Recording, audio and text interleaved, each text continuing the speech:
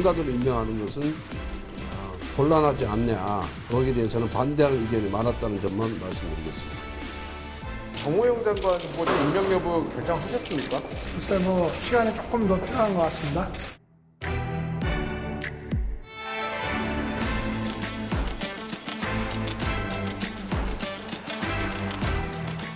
네, 여의도 자사건건 시간입니다. 오늘 여야 중진 의원 두 분 모셨습니다.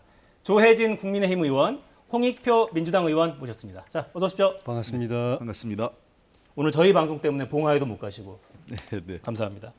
오늘 저희가 약간 특이하게 좀 평소보다 좀 다르게 진행을 해보려고요. 사전에 어떤 인물에 집중할 수 있겠냐고 사전에 좀 부탁을 드렸는데 조혜진 의원님은 바이든 미국 대통령 올라오셨네요. 예. 어떤 의미로 선택을 하신 건가요? 우리가 다 알고 있는 것처럼 대한민국이 정말 세계적인 최빈국에서 나라를 세우고 6.25 때 자유민주 체제를 지키고 그 뒤에 산업화 근대화해서 정말 자랑스러운 대한민국, 좀 전에 손흥민 이야기도 나왔지만 네. 정말 정말 자랑스러운 대한민국을 만드는 과정에 이 토대 역할을 했던 것이 한미 동맹이었는데 이게 지난 정부 5년 동안에 많이 흔들려 가지고 안보에 대한 불안뿐만 아니라 이 경제적인 부분 포함해서 이 한미 동맹이 흔들리면은 우리 미래가 이제는 여기서 더 만족하지 않고 진정한 의미의 선진 민주 복지 국가로 가야 되는데 한 단계 더 도약해야 되는데 그 바탕이 되는 한미 동맹이 흔들리니까 이게 과연 가능할 것인가 그런 염려들 불안들이 많았는데 새 대통령 취임하고 열흘 만에 미국 대통령이 와가지고 2박 3일 만나고 가면서 전격적으로 그 우려를 다 가시게 했다, 날려버렸다, 한미 동맹을 다시 복원시키는 토대를 만들었다. 그 점에서 우리의 미래, 우리가 꿈꾸는 세계 10위권 안쪽에 선진 민주 복지 국가를 만드는 데 있어 가지고 이 2박 3일간의 그 바이든 대통령 방문이 정말 극적인 역사적인 의미를 가진다. 그래서 저는 저분에게 주목할 필요가 있다 생각했습니다. 네. 전 정권 동안 한미 동맹이 흔들렸다라는 평가에 대해서는 어떻게 생각하십니까? 아마 그 바이든 대통령이 동의하지 않을 것 같습니다. 실제로 과거 어느 때보다 한미 관계는 문재인 정부 시절에 전혀 문제가 없었고요. 특히 1년 전에 있었던 바이든 대통령과 문재인 대통령 간의 정상회담 당시에 한미 동맹이 과거에 군사안보, 특히 뭐 북한 문제를 중심으로 동맹 관계가 형성됐다면 포괄적 글로벌 동맹으로 확대 개편되는 사실상의 이 동맹의 어떤 확대, 그다음에 이 글로벌 사회에서 한미 관계, 한미 동맹이 그 국제사회에서보다 책임 있는 동맹으로 발전시키는 그 토대는 문재인 정부 때 만들어졌다고 생각을 하고 실제로 제가 이번에 그 정상회담 합의문을 그 1년 전에 문재인 대통령, 바이든 대통령 정상회담과 비교해 봤을 때 거의 달라진 내용들이 큰 차이가 없다 이렇게 저는 보고 있습니다. 네. 자, 홍 의원님께는 누구를 고르겠느냐 여쭤봤더니 노무현 전 대통령 선택하셨죠? 예, 오늘 자체가 오늘 추모식 13주기이고요. 네. 개인적으로 이 노무현 대통령 돌아가신 지 13년이 됐는데 그분의 유지를 과연 우리가 제대로 받들고 있는지에 대한 그 먹먹함도 있습니다. 송구스러움도 있고요. 특히 제가 그 노무현 대통령께서 하신 말씀 중에 가장 그 기억에 남는 말씀은 돌아가시기 직전에 마지막에 4월 달에 한 모임에서 그 동영상으로도 촬영이 됐던 마지막 말씀 중에 하나인데 나는 봉화산 같다라는 말씀이 있습니다. 그 봉화산이 다른 산들은 다 큰 산맥과 연결돼 있고 그런데 이 봉화산이라는 산은 혼자 돌출돼 있는 아무런 끈도 없고 그러니까 외로운 존재다 하면서 평야 가운데 홀로 서 있는 봉화산. 그러면서 자기와 비슷하다 이런 말씀을 하신 거거든요.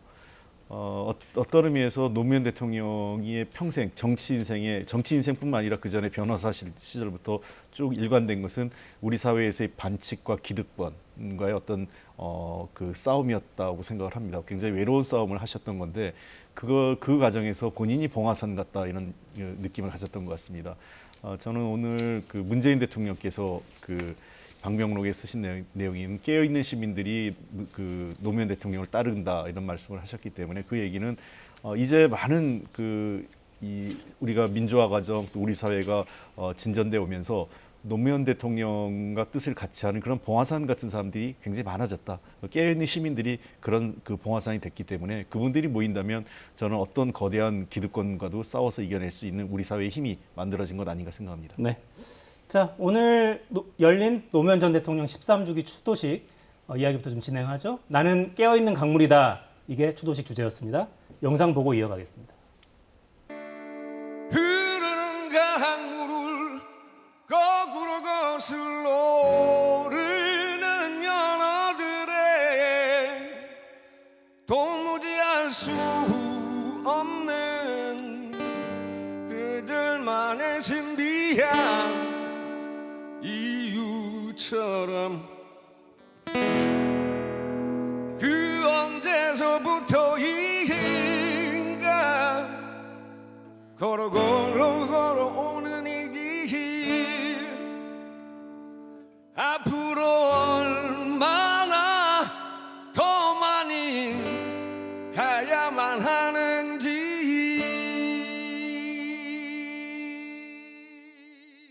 물길은 평지에서도 곧게만 흐르는 것이 아니지 않습니까? 강물은 구불구불 흐르면서도 바다를 포기하지 않는다는 생전의 당신 말씀처럼 우리 정치도 늘 깨어있는 강물처럼 바다로 향해서 나갈 것이라고 믿습니다. 네. 5.18 때도 그렇고 여야 가리지 않고 한자리 참석해서 뜻을 기리고 이런 모습은 그냥 보기 좋아 보입니다. 여야 모두 노무현 정신 계승 이야기하고 있어요. 이 시대의 노무현 정신은 뭘까? 해석은 조금 다른 것 같은데 먼저 좀 들어보겠습니다. 뭐 어떻게 보면 너무 많죠.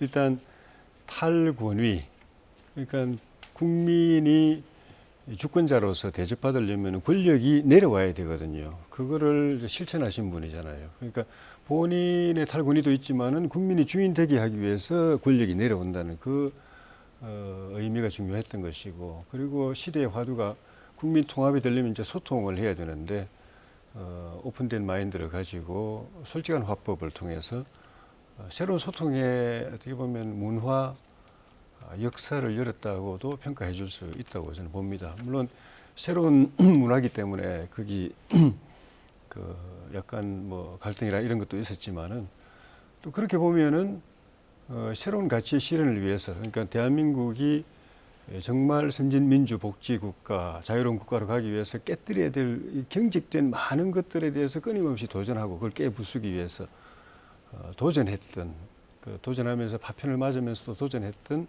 그 혁신의 정신, 그런 것도 본받을 만하고, 무엇보다도 이제 정파를 떠나서 보수 진영, 진보를 떠나 가지고 다 우리 윤석열 대통령도 언급했지만은 자기 개인의 정치적 이익이나 자기가 속한 진영이나 정파의 이익을 넘어서 가지고 그보다 더 높은 가치로 국가의 이익, 국민의 이익을 생각하면서 늘 추구했다는 점에서 대통령으로서의 기본적인 그게 제대로 갖춰져 있는 분.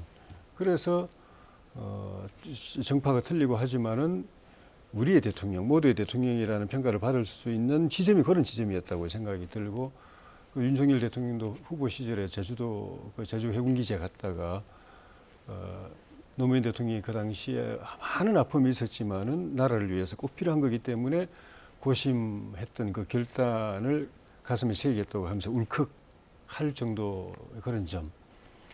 또 결과적으로는 참 비극적인 그 마지막이었지만은 그 마지막 과정에서도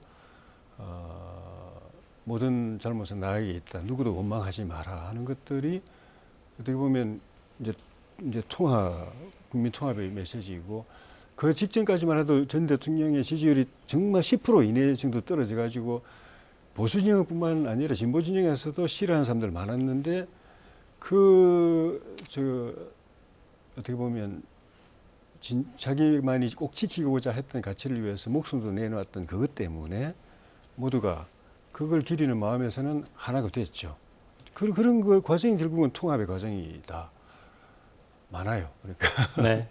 아까 말씀하시는 과정에서 뜻을 잘 이어받고 있느냐, 좀 송구스러운 면도 있다라고 말씀하셨는데. 네. 노무현 대통령께서 그 크게 저는 한 세 가지 정도 가치를 좀 보는데요. 첫째는 아까 말씀드렸던 반칙과 기득권에 대한 어떤 타파, 해체인데 우리 눈에 보이기에는 그 거대 자본 권력부터 또 검찰 권력, 그다음에 일부 언론에 대한 그 권력, 또 이 정치권에서의 어떤 그 불공정의 문제, 또 실제로 저희가 정권을 잡고 있으면서 그런 것들을 제대로 개혁하지 못한 점, 그리고 일부는 우리조차도 그런 비판의 대상이 되었다는 점에서 한편으로는 송구하고 한편으로는 저희가 좀 더 그 성찰의 시간을 가져야 될 때가 아닌가 이런 생각이 하나 있고요. 두 번째, 노무현 대통령의 가치를 본다면 그 평생을 지역주의하고 싸웠던 인물이라고 생각을 합니다. 결국은 바보 노무현이란 말은 서울에서 당선될 수 있는 것을 버리고 부산으로 내려가서 결국은 낙선하면서 지키지 못해서 미안하다라는 그 국민적 그 정서가 생겼던 거 아니겠습니까? 그런 이 노무현 대통령이 가지고 있던 이 지역 간 갈등의 문제가 다소 완화되는 듯한 모습을 보였지만 최근에 대통령 선거 또는 여러 가지 앞서 그 국회의원 선거 등을 보면 지역주의가 다시 강화되는 형태를 좀 보이고 있습니다. 또 여전히 그런 지역주의를 강화하려고 하는 그런 움직임들이 있고요.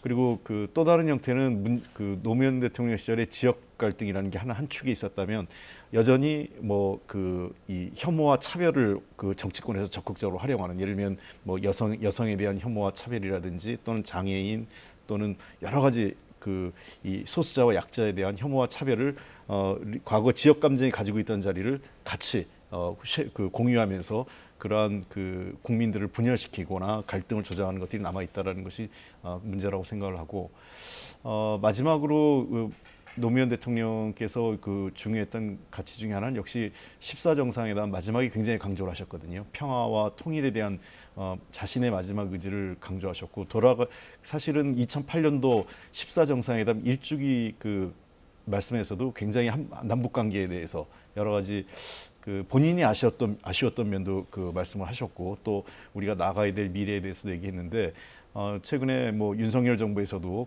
어쨌든 지난 정부의 남북 관계에 대한 성과나 또는 외교 정책에 대해서의 어떤 기본 방향에 존중하면서 가겠다는 것은 저는 굉장히 역대 다른 보수 정권이 시작할 때보다는 좀 더 진일보한 면이라고 생각을 합니다. 그런 측면에서 한반도의 평화와 안정, 그리고 주변 국가의 설리노 관계를 잘 해나가야 되는 것 아닌가. 이게 아마 새로운 정부 또 우리 현재 정치권이 가지고 있는 중요한 과제 중에 하나다 생각합니다. 네. 자, 홍익표 의원이 골라오신 오늘의 인물 13주기를 맞은 노무현 전 대통령이었고요. 자, 이번엔 조혜진 의원이 고른 인물이죠. 바이든 미국 대통령. 일단 영상부터 좀 볼까요? 2박 3일간 방한 일정 마치고 일본으로 이미 떠났습니다. 방한 기간 주요 모습 영상으로 준비했습니다.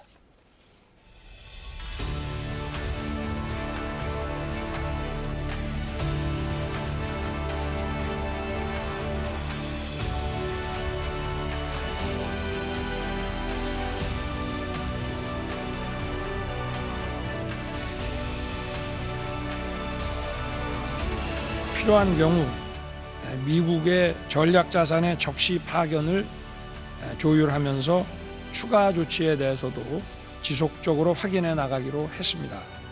And today, President Yoon and I committed to strengthening our close engagement and work together to take on challenges of regional security, including addressing the threat posed by the Democratic People's Republic of Korea by further strengthening our deterrence posture and working toward a complete denuclearization of the Korean Peninsula, as the President has already spoken to. We go together.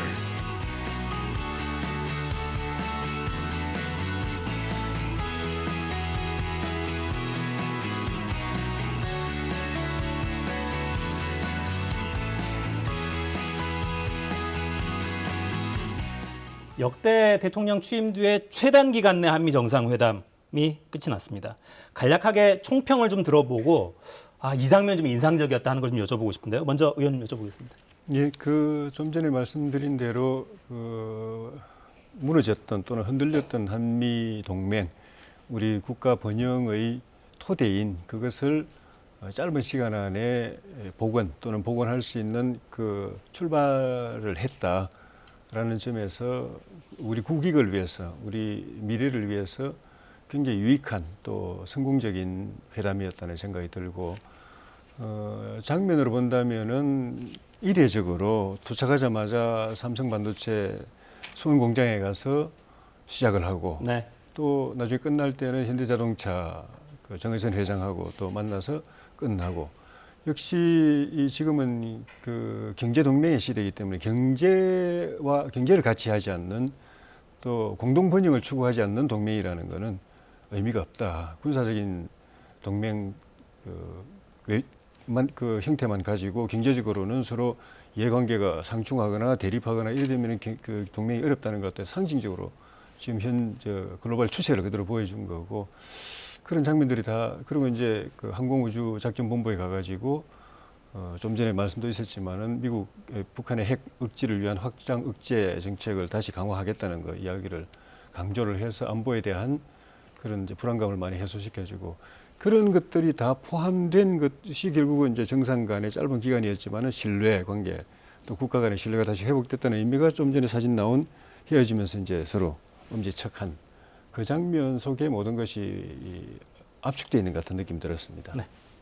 네, 글쎄 뭐 하여간 이 정상회담은 사실 윤석열 정부 출범하기 이전부터 예정돼 있었던 거죠. 그래서 그 단기간에, 그러니까 사실상은 오래전에 이 한미 정상회담이 예정돼 있었고 이후에 이제 윤석열 정부가 출범하면서 세부적인 내용을 이 퍼즐을 맞췄다. 이게 정답일 것 같은데 그렇기 때문에 최단 기일 내에 가능했던 거죠. 그리고 두 번째는 한미 관계가 자꾸 이제 신뢰 관계가 무너졌다라고 얘기하면 결국은 그 얘기인즉슨은 이 바이든 정부에게도 책임이 있는 거기 때문에 이 얘기는 외교 관계에서 신뢰 관계가 무너졌다 하는 얘기는 사실도 아닐 뿐더러 그런 얘기 자체가 또 다른 외교적 구설수에 오를 수 있기 때문에 저는 굉장히 지금 여권 내에서 그런 얘기가 자꾸 나온 것은 적절치 않다고 생각을 하고 뭐 말씀하신 대로 이번 외교의 핵심은 미국 입장에서는 실리 경제 특히 반도체와 자동차 분야를 중심으로 한 바이든 정부의 입장에서는 굉장히 미국 내 투자, 한국 기업 대기업의 미국 내 투자가 굉장히 중점적인 외교였던 반면에 한국 쪽에서는 딱히 눈에 잡히는 실리를 얻은 것은 없다고 생각을 합니다. 도리어 뭐 일본에 가가지고 지금 일본의 안보리 상임이사국 진출을 지지한다고 했을 때 아마 우리 정부에게도 한미일 3국 간의 동맹 관계를 강화하겠다고 지금 윤석열 정부에서 계속 얘기하는데 그러한 굉장히 어려운 숙제들이 다가올 수 있는데 저는 윤석열 대통령께서 어쨌든 무난하게 외교 대비 무대는 했다. 그리고 한미 정상회담이었다는 것도 저는 나쁘지 않습니다. 다만 이번 정상회담에서 실질적으로 아직 이 문제를 갖고 윤석열 정부의 외교적 실력과 외교력을 평가하기에는 좀 현재로서는 좀 아직은 우리가 좀 더 지켜봐야 될 것 같고요. 외교에 있어서 현재 드러난 문제를 보면 조금 더 이 모양보다는 우리에게 실리적인 게 뭔지, 그다음에 외교의 기본 방향과 철학이 뭔지를 조금 더 깊은 고민이 필요한 시점 아닌가 생각합니다. 네. 자, 내용을 조금 더 깊게 이야기를 좀 해봤으면 좋겠는데요. 의제가 크게 세 가지가 좀 다루어졌다고 정리할 수 있을 것 같아요. 북핵 관련 현안이 물론 가장 중요할 테고, 경제 그리고 또 국제 공조 이런 차원이 있을 텐데 전체적으로 보면 북한 문제가 거의 언급이 안 됐습니다. 한미 정상회담 공동 선언문에 보면. 그리고 가장 많이 언급됐던 거는 역시 인도태평양 지역으로 동맹을 확대하는 방안. 이 부분이 저희가 좀 분석해 보니까 선언문 본문이 2,000단어쯤 됐는데 해당되는 내용이 925단어가 될 정도로 좀 집중이 됐어요. 공동성명에서 사라진 북미 합의, 싱가포르 공동선언이나 이런 게 사라졌는데 그 부분은 일단 민주당이 보기에 좀 아쉬움이 큽니까? 아쉽긴 하지만 당연한 윤석열 정부가 당연하다. 과거 정부의 것을 지우기 위해서 하는 거니까 그건 예상했던 일이라고 생각을 합니다. 다만 현재 당장에 지금 북한 관련 이슈가 전면적으로 드러나지 않고 있기 때문에 이번 정상회담에서 이 한미 간에는 남북 관계에 대한 문제는 상당히 부차적인 문제, 그러니까 아주 과거의 역대 정상회담의 남북 관계가 가지고 있는 비중보다는 좀 높지 않았던 것 같고요. 전체적으로 미국이나 미국이 현재 당면하고 있는 세계적인 질서의 문제, 특히 중국과 관련된 문제 또는 러시아, 우크라이나와 관련된 문제 등과 관련돼서 한국과 미국의 협력, 그다음 특히 인도 태평양 경제협력체 문제 등이 중점적으로 다뤄진 것 아닌가 생각합니다. 네. 그러니까 남북 대화나 북미 간 대화의 복원을 단기간에 바라기는 어려운 국면으로 가는 건 분명해 보입니다. 그러니까 바이든 대통령이 이야기한 것처럼 김정은 위원장이 완전히 바뀐 자세라는 것은 진실하게 진정성을 가지고 접근해야 내실 있는 내용이 있는 겉으로 어떤 이벤트나 쇼가 아니라 내용이 있는 남북 관계 또는 북미 관계 발전이 가능하다는 인식을 그대로 이제 보여줬죠. 그건 다른 말로 하면은 문재인 정부 5년 동안에 그 남북 간에 또는 북미 간에 여러 가지 이벤트들이 있었지만은 결국 많은 이벤트도 하고 합의서도 발표하고 했지만은 최종적으로는 그 기간에 핵 미사일 고도화하고 또 저 우리 공무원 피살 이제 그 사살하고 또 남북 공동 사무소를 폭파하고 이런 식의 도발이 계속되고 합의서 그 위반이 계속되고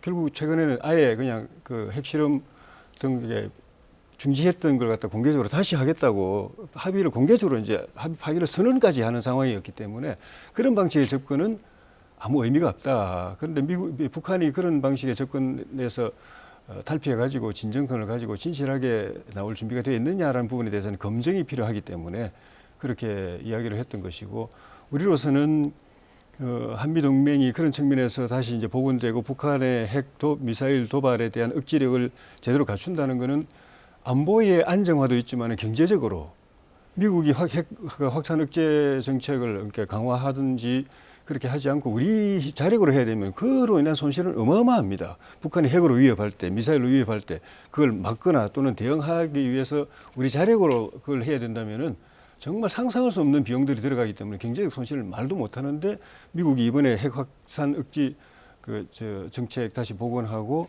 또 대북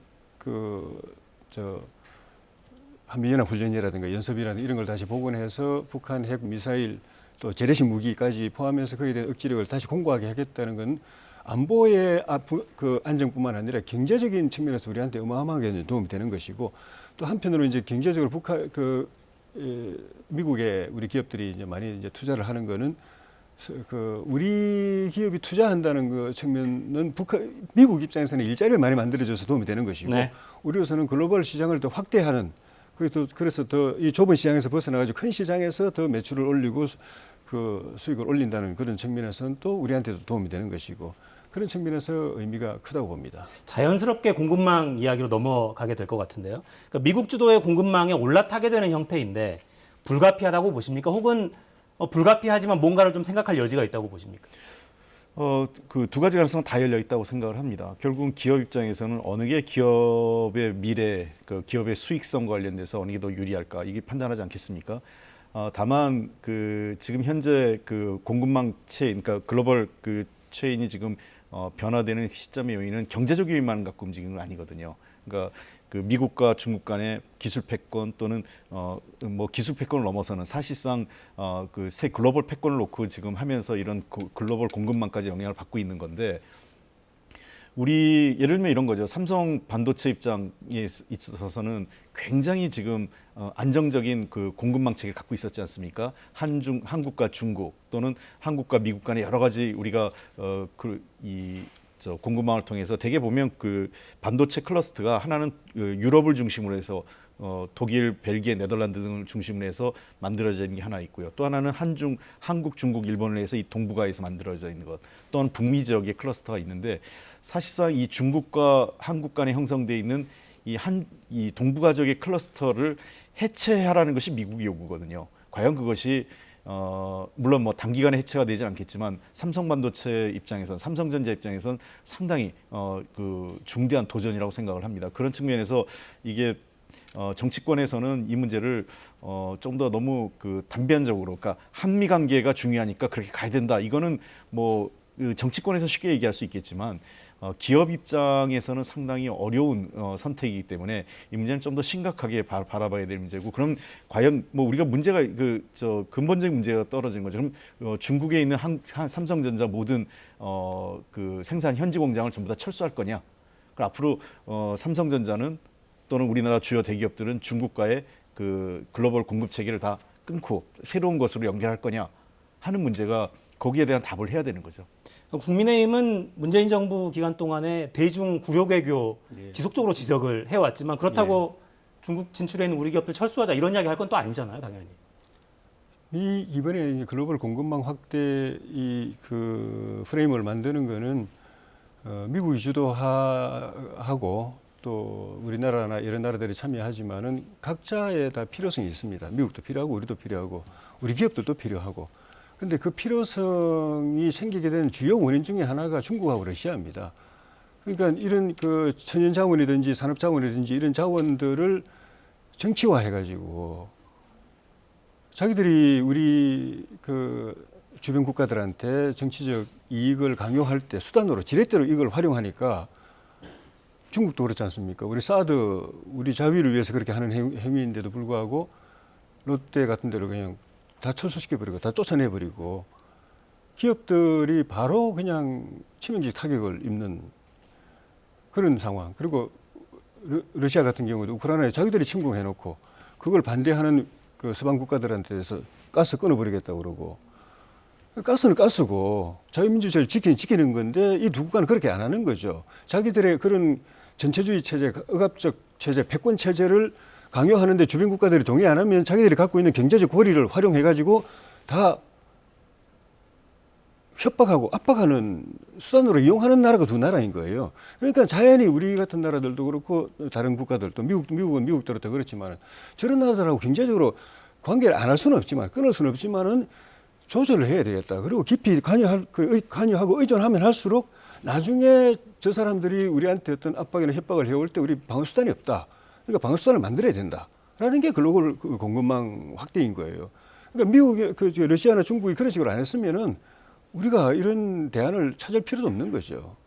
그런 측면에서 중국이나 러시아는 자기들을 뭐 견제한다 어쩐다 그 이야기 하기 전에 태도부터 바꿔야 돼요. 전략부터 바꿔야 돼요. 했던 걸 좀 되돌아보라. 예, 자기들이 그렇게 만들었잖아요.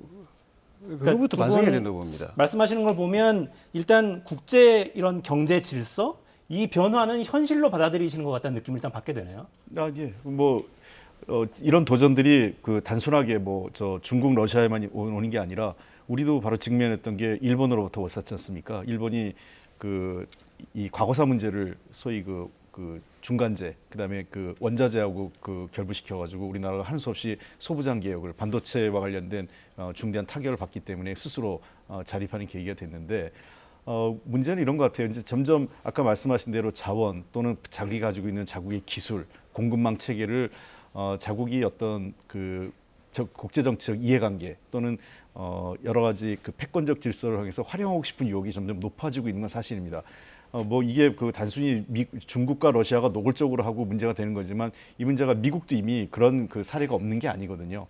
소위 자국의 슈퍼 301조라든지 소위 무역 제재를 통해서 우리나라 철강이라든지 또는 여러 가지 대미 수용 수출 물자에 대해서 미국도 반덤핑 제재를 통해서 규제를 해왔던 게 사실이고요. 그러니까 사실은 몇 년 전에 기억을 해보면 재밌는 거는 자유무역에 대해서 이 공정하고 자유로운 무역을 중국이 더 강조했던 적도 있었어요. 그러니까 중국이 이 트럼프 시대의 미국의 행태는 굉장히 일방주의적이고 그런 어떤 국제 무역 규범의 질서에 맞지 않는 거기 때문에 거꾸로 그 당시에는 트럼프 시대에는 유럽과 중국이 한 배를 타면서 미국의 어떤 일방적 행태에 대해서 우려를 많이 했었던 시절도 있었거든요. 그래서 점점 이 국제사회에서의 강대국들, 글로벌 공급망의 중심 국가에 있는 국가들이 자기들의 권한을 활용하고 싶어지는데 아까 조혜진 의원 말씀하신 것처럼 그런 속에서 그럼 우리가 리스크를 어떻게 분산시킬 거냐, 또 다른 대체 수단을 어떻게 확보할 거냐. 하나는 국내 생산력을 확보하는 게 하나 있을 수 있고요. 근데 모든 게 할 수는 없지 않습니까? 그러면 대체 수요지를 또 확보해야 되는 문제. 이런 등등의 이 분산 효과는 분명히 필요하지만 이러한 것들을 잘못 추진했을 때 단기적으로 어떤 이 기업이 스스로 선택하는 것보다는 어떤 정치적 환경에 있어서 정치권의 압박이나 이런 걸로 밀어붙였을 때에는 자칫 교각사로의 우를 범할 수 있다. 이런 말씀을 드리고 싶습니다. 여당의 중진이시니까 예. 조 의원께는 제가 이렇게 질문 한번 드려보고 싶네요. 예. 방향은 이렇게 가야 한다 하더라도 예. 그럼에도 불구하고 우리 정부의 통상정책, 외교정책에서 이 부분은 좀 주의해야 되지 않느냐라고 말씀하실 게 있다면 어떤 걸 좀 짚어주시겠습니까? 일단 중국이나 러시아와의 관계 좀 전에 말씀드린 것처럼 경제적으로 단절할 수 없거든요. 그리고 현실적으로 중국과의 무역 비중이 미국과의 무역 비중보다도 더 크고 그렇습니다. 네. 중국 경제가 앞으로 어떻게 갈는지 더 성장할는지 아니면 퇴보할는지 좀 다르지만은 어쨌든 그 시장 자체가 워낙 크기 때문에 중국하고 같이 교류하고 투자하고 무역하고 하는 거는 계속 할 수밖에 없고, 근데 이거를 중국은 중국대로 좀 전에 말씀드린 것처럼 그런 사실 쉽지는 않지만은 그 나라가 추구하는 패권적 이런 그 가치 또는 전체주의적 가치, 이거를 근본적으로 그 민주주의, 인권 체제로 바꾸어야 되고, 주변 국가들에게 그런 전체주의적 또는 패권적 주종 관계를 강요하지 말아야 되는, 적어도 대등하지는 않지만 그래도 존중해주는 그 외교 정책으로 바꿔야 우리가 편하게 중국 시장에 들어가서 투자하고 거기에 틀을 잡을 수가 있습니다. 그런데 저 나라가 체제 자체도 그렇고 주변 국가들한테 그런 종속을 요구하고 억압해오고 그러면은 우리는 불가피하게 무역은 하지만 늘 조마조마하게 불안한 상황에서 해야 되기 때문에 두 국가가 특히 중국이 그런 측면의 변화가 필요하고, 우리는 그 변화의 추세를 맞춰가면서 계속 이제 또 투자하고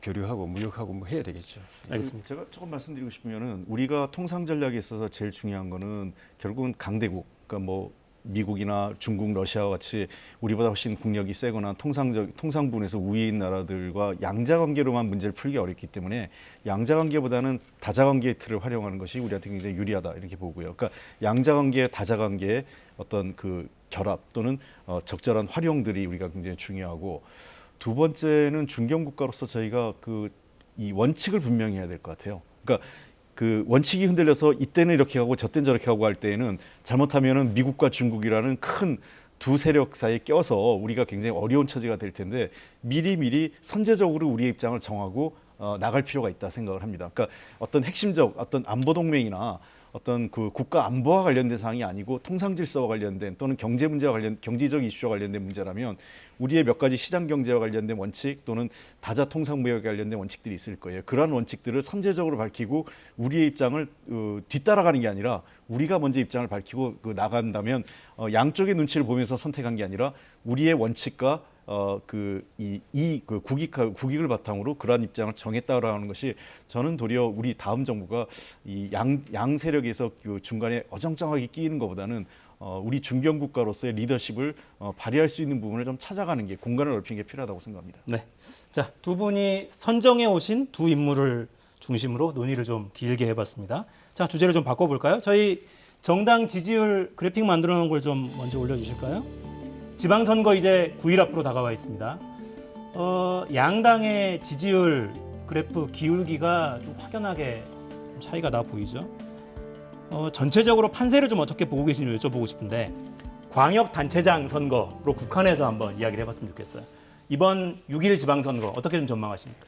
아직은 이제 시작 단계이기 때문에 시간이 많이 남아서 좀 조심스럽긴 한데, 이제 흐름은 시작할 때는 저희가 새 정부 출범이라는 기대에도 불구하고 현실적으로 지역의 토대가 굉장히 기울어진 상황이었기 때문에 잘하면 반반 정도 갈 수 있고, 잘하면 반반, 아니면은 민주당이 좀 더 우위고 우리가 좀 열세고 이렇게 될 수 있겠다고 생각이 들었는데, 지금 전체적인 흐름은 반반을 넘어서서 우리가 열심히 하면은 우리가 수적으로 이길 수도 있겠다.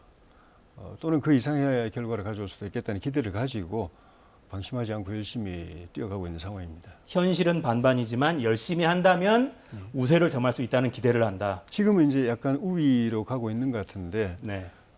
민심이라는 걸 알 수가 없기 때문에 여기에 맞춰서 저희가 겸허하게 계속 최선을 다하면은 상당히 좋은 결과가 올 수도 있겠다는 기대를 개인적으로 저는 하고 있습니다. 네, 방점은 뒤에 찍혀 있는 것 같습니다. 민주당은 어떻게 보고 계십니까? 네, 아까 지지율 차이가 조금씩 벌어지고 있는데요. 아마 그거는 첫 번째는 가장 중요한 건 이제 정권 교체에 따른 효과가 크지 않을까 생각을 합니다. 사실 대통령 선거에 지고 나서도 우리 당의 지지율이 좀 버텼던 가장 큰 효과 중에 하나는 문재인 대통령이 계셨을 때 효과가 있었다고 보거든요. 그러니까 문 대통령께서 실제로 이제 그 자리를 물러나면서 지지율의 버팀목 역할이 약간 좀 허물어지면서 지지율이 내려온 거고요. 그리고 최근에 취임식, 그다음에 한미 정상회담, 뭐 여러 가지 이제 소위 여러 취임 효과, 취임에 따른 컨벤션 효과가 이제 생기는 거죠. 그런 것들이 지지율에 반영되고 있고요. 그래서 전체적으로 선거 국면 자체는 우리 당한테 좀 쉽지 않은 여건으로 가고 있다. 당초 대선 지고 나서 저희가 그런 예측을 이미 한 바 있습니다. 준비했는데 점점 현실화되고 있는데 지역에선 다만 저희 그 광역자치단체장 중에 상당 부분이 특히 이제 결국은 그 승패를 가르는 게 수도권과 충청권 아니겠습니까? 수도권과 충청권에 이제 그 저희 당의 현역 그 자치단체장들이 있고 비교적 뭐 평가 자체는 일은 잘했다라는 평가를 나름 받고 있다고 생각을 합니다. 그런 측면에서 정당 지지율은 후보들에게 좀 더 부담을 주고 있지만 인물론과 그 성과를 갖고 지금 현장에서 버티고 있는데 저희로서는 뭐 어쨌든 그 상당히 어려운 시간이 갈수록 아마 6월 1일까지 점점 더 쉽지 않은 국면이 되지 않을까 생각을 하고 뭔가 저희들도 반전의 계기가 필요하다 이렇게 생각을 합니다. 네. 자, 6월 1일에 지방자치단체 선거만 있는 게 아니라 국회의원 보궐선거도 있죠. 저희 그래픽 만들어 놓은 거 좀 보여주실까요? 아마 가장 주목받는 지역구 중에 하나일 겁니다. 인천, 계양, 을. 이재명 후보가 출마했는데 아마 이 여론조사가 조작됐다고 주장하면서 오늘 고발했다는 소식도 들어와 있는데 이 조사 세부 내용은 중앙선거여론조사심의위원회 홈페이지를 좀 참고하시면 되겠습니다. 자, 여기도 초접전이라는 보도도 계속 이어지고 있고 전망 어떻게 하십니까? 전체적인 지방선거 민심의 흐름이 계양을 선거에도 좀 이제 반영되는 것 아닌가 하는 그런 느낌이 있는데 네. 기본적으로는 이재명 후보가 뭐 우리 당 입장에서 볼 때는 본인의 사법 리스크에 대한 부담 때문에 어떻게든 국회에 들어가야 되겠다고 생각하고 나왔다고 보는데 그 명분도 좀 문제가 있었고 그리고 선거운동하는 방식도 사실은 지역 토착형으로 갔어야 맞은데 대선 때 했던 이야기 또 윤석열 공격하고 국민의힘 공격하고 했던 것이 민심에 좀 부합하지 않는 것 아닌가. 그래서 생각보다 굉장히 이재명 후보는 어려운 선거를 할 가능성이 있다고 그래 보이십니다. 이재명 후보가 낙선할 가능성이 커지고 있다고 생각하십니까? 국민의힘 입장에서? 워낙 뭐 대선 후보까지 지냈기 때문에 그 만만한 상대는 아니지만 구도가 잘못된 구도에 본인이 명분 없이 뛰어드는 거라서 질 수도 있다고 봅니다. 예, 뭐 아까 그 앵커께서 말씀하신 것처럼 그 여론조사 결과에 대해서 고발한 것은 우리 당이나 이재명 후보 캠프는 아니고 뭐 한 시민단체가 고발한 거기 네. 때문에 뭐 저는 여론조사는 여론조사대로 존중해야 된다 이렇게 생각을 합니다. 실제로 아마 그 아까 말씀드렸던 정당 지지율의 격차 이런 것들이 그 이재명 후보 선거가 이 계양을 선거에까지 영향을 주고 있다 이렇게 보고요. 결과 자체는 뭐 아직까지는 선거의 그 당락을 뭐 쉽게 가늠하기는 어려운 단계라고 합니다. 오차범위 이내이기 때문에 다만 전체적으로 초기 단계보다는 지지율이 전체적으로 좀 하락하고 그 지지율이 좁혀지거나 다소 뒤집어지는 것도 나오는 것은 우리한테 굉장히 이재명 후보 입장에서는 굉장히 경고등이 켜졌다고 생각을 하고 네. 이 선거 자체를 조금 더 본인이 그 선대위원장도 맡고 하면서 여러 군데를 뛰다 보니까 도리어 계양을 선거에 집중하지 못한 측면도 계양을 주민들에게는 조금 더 섭섭한 그런 감정이 여기에 표출된 것 아닌가 해서 남은 기간은 조금 이 지역 선거에 집중하는 게 어떨까 하는 생각도 있습니다. 네. 자, 선거 9일 남았습니다. 자, 여의도 사사건건 여기까지 하죠. 홍익표, 조혜진 의원 두 분이었습니다. 감사합니다. 고맙습니다. 네, 고맙습니다.